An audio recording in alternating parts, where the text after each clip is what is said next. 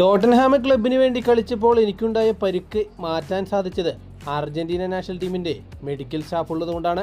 Argentina national ടീമിന് വേണ്ടി കളിക്കാൻ പോയിരുന്ന സമയത്താണ് എനിക്ക് ടോട്ടൻഹാമിൽ വെച്ചുണ്ടായ പരിക്ക് ഭേദമാക്കാൻ സാധിച്ചത്. ടോട്ടൻഹാം ടീമിൻ്റെ മെഡിക്കൽ സ്റ്റാഫിന് കഴിയാത്തത് അർജന്റീന നാഷണൽ ടീമിൻ്റെ മെഡിക്കൽ സ്റ്റാഫിന് കഴിഞ്ഞു.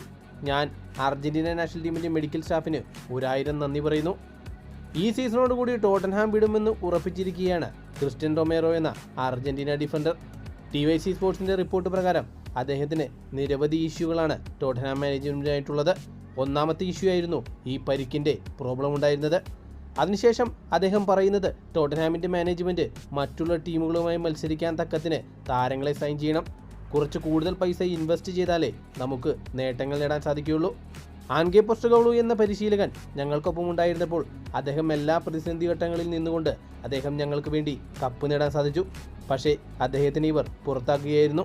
സ്പാനിഷ് വമ്പന്മാരായ ബാഴ്സലോണയും റിയൽ മാഡ്രിഡും അത്ലറ്റിക്കോ മാഡ്രിഡുമൊക്കെ ടോട്ടൻഹാമിൽ നിന്ന് ക്രിസ്റ്റ്യൻ റൊമേറോയെ സ്വന്തമാക്കാൻ ശ്രമിക്കുന്നുണ്ടെന്നാണ് ഇപ്പോഴത്തെ റിപ്പോർട്ടുകൾ സൂചിപ്പിക്കുന്നത്.